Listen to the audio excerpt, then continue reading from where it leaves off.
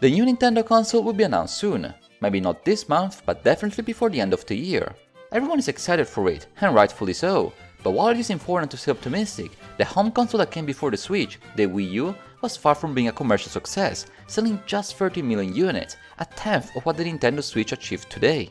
But even if sales-wise the Wii U underperformed noticeably, with many people not giving the console a chance, in my opinion the Wii U is quite underrated, and I would argue that it was an important stepping stone for the Switch success. How come? First things first, roll the intro.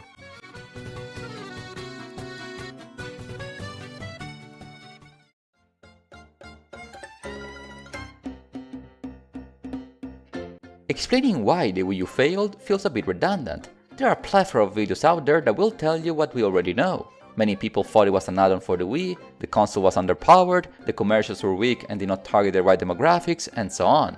Yes, the Wii U failed for those and other various reasons, but stating the obvious is not the scope of this video. Rather, I would like to discuss the positives the Wii U had. In my opinion, these positives are not only severely ignored, but are the same positives that made the Nintendo Switch a colossal success today. I would even go the extra mile and say that the Wii U is a prototype for the Switch, one that failed due to not achieving what the Switch did 5 years later. The Wii U had quite the concept, one that had the potential to make for an exciting and unique gaming experience. The console had a solid library, one that true was diluted in its gaming cycle, but had a respectable selection of games nonetheless. The Wii U was also a noticeable jump in technical raw power when compared to the Wii, a greater jump the Wii had from the GameCube or the Switch had with the Wii U itself. Point being that in retrospect, the Wii U was not a bad console by any means, certainly not Nintendo's peak, but far from being the failure its reputation makes you believe. Also in this video I would like to share some tips for the next Nintendo console, presumably the Nintendo Switch 2. To learn from past mistakes is easy, but to just do the opposite of what the Wii U did is not the best of ideas, since there are positives to take from the failed console. The Wii U is a good console, one that in my opinion does not deserve to be remembered as a failure. So I bring to you my case, my thesis, on why the Wii U, even to this day in 2024, is great. This is my defense of the Nintendo Wii U.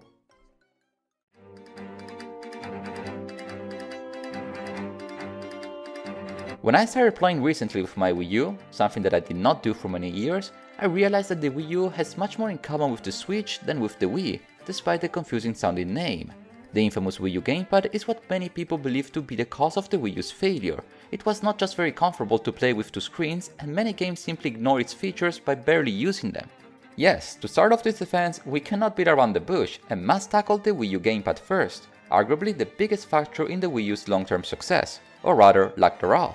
The Wii U's biggest gimmick was that the console had two independent screens that could display different parts of the game, mostly the minimap or the inventory. The second screen, the one nicknamed in Italy as Il Padone, was quite a shift in focus from the console. Rather than to make cheap, easy-to-use remotes such as the Wii's that incentivize more people to play together, it moved attention to a single player that had to manage by themselves a whole additional display. Know that it's impossible to connect more than one pad to the Wii U, so effectively player 1 had by default more control. Conceptually, the idea of the independent gamepad clashed with the idea people had with how a Wii was supposed to be played, but this does not mean that the gamepad itself was a bad feature. Firstly, the pad's quality was quite high for the time standards. It had all the usual controls, the touchscreen display, a headphone jack, plus neat features like the gyroscope, the camera and the NFC reader, used among other things for the amiibos. It feels a bit bulky when compared to the Switch, but it's neither heavy nor slippery. Secondly, regardless of how much a game was reliant on the gamepad, the benefits of having it were great.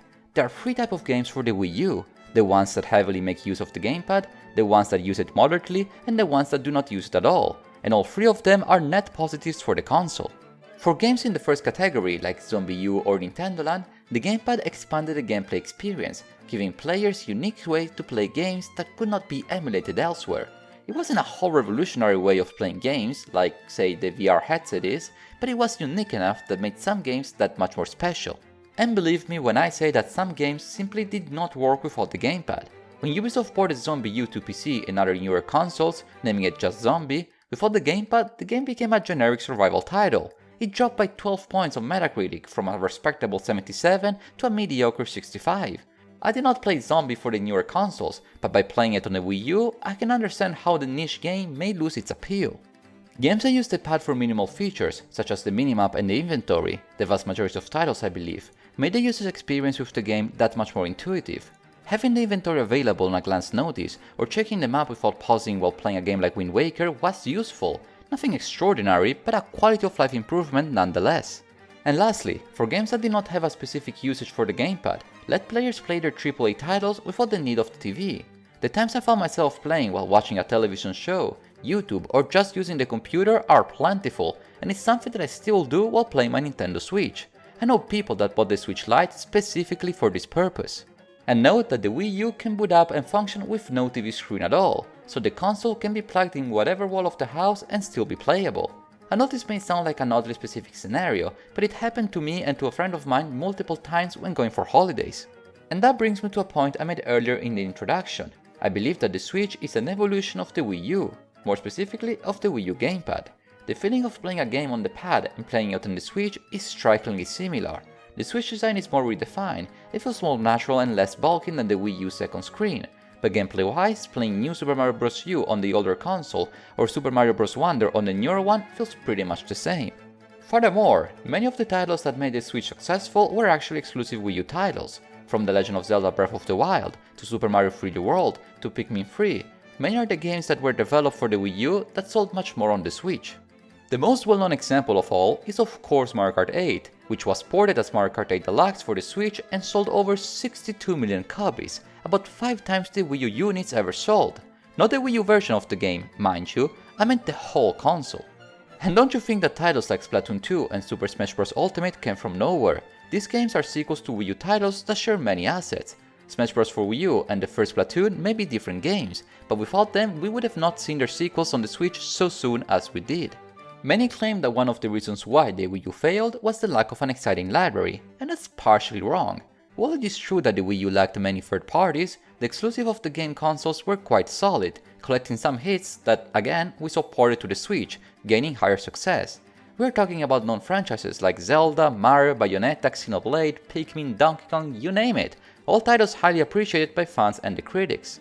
To this day, there are many who complain that some hidden gems like Xenoblade Chronicles X and Yoshi's Woolly World should be ported to the Switch or Switch 2, not to mention remakes like the previously cited Wind Waker HD that were made for Wii U but not for the Switch. Granted, this library of titles took a while to come along. Breath of the Wild quite literally released the last day of the Wii U, but this does not mean that the game library as a whole was so weak. And speaking of power, the Wii U is often not given much credit for its technical performance, a great step forward when compared to the Wii. You see, to reduce cost and to focus more on the motion capture, the Wii's hardware was made fairly weak, being barely an improvement over the GameCube and miles away from the competitors PlayStation 3 and Xbox 360. Just to highlight how beyond it was, the Wii did not even support 720p in 2012.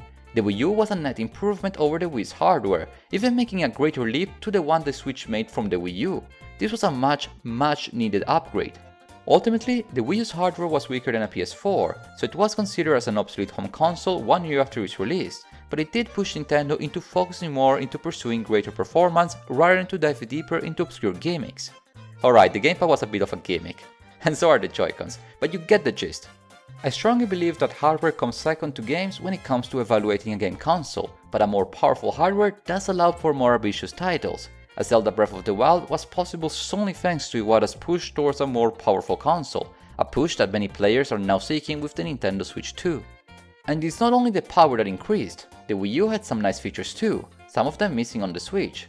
The console had some various applications, such as the agenda, as well as third-party apps such as Netflix. Also, many were the consoles the Wii U could emulate, including the Nintendo DS, thanks to the second screen, and Wii games optimized for the new controller like the first Xenoblade. And note that retro titles could be purchased individually, you did not need an expensive subscription to borrow games released 20 years ago. Personally, my favorite game to play on the Virtual Console was Advance Wars for the Game Boy Advance. Unfortunately, the Nintendo eShop on the Wii U shut it down some months ago, but while it ran, the console was quite handy as a retro gaming hub. These features were beloved by the few who owned a Wii U, and it was frustrating that they disappeared or were made worse on the Nintendo Switch. I understand that the operating system of the handheld console was kept minimal in order to optimize the console's power consumption, but to this day I still can't believe I cannot see how much I've been playing a game precisely. Why do I get a vague indication? Speaking of, the Nintendo Switch 2, or whatever the name will be, is going to be Nintendo's next big console, and it has to be great from launch. I have absolutely no idea how to design a console, so I'll keep my suggestions as such, suggestions and not demands, but in a nutshell, I believe that Nintendo should bring back some of the mindset they had when making the Wii U. The Switch 2 has to be a hardware upgrade from the current Switch, where more impressive and outstanding games can be developed and ported from other consoles outside Nintendo's.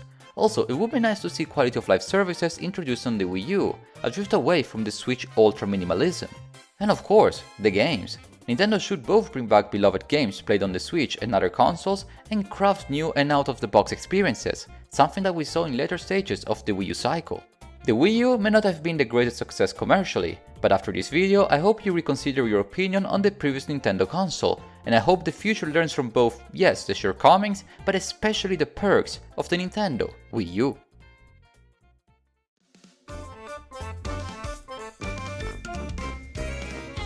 I'm having a blast these past days playing my good old Wii U. When I found it after so many years in my parents' house, I was so excited to put it up again, and I had to share my 2 cents on the console you unfortunately probably never had. The Wii U will forever be remembered as not that great, and this video of mine will hardly change this fact, but I do hope this brings into perspective the unforeseen challenges that can emerge when making a video game console. Let us all hope the Nintendo Switch 2 will not see the same fate. If you made it this far, I wanted to thank you one too many Wii U times for watching today's video. I didn't know many people that owned a Wii U back in the day. The Italian Wii U fan club was probably composed only by myself and Tito, but as I hope I made clear by now, the Wii U is actually a solid console that might be worth rediscovering after so much time. Anyhow, I'm heading back to play some Super Mario 3D World. I wish you all a wonderful day, and until next time, arrivederci!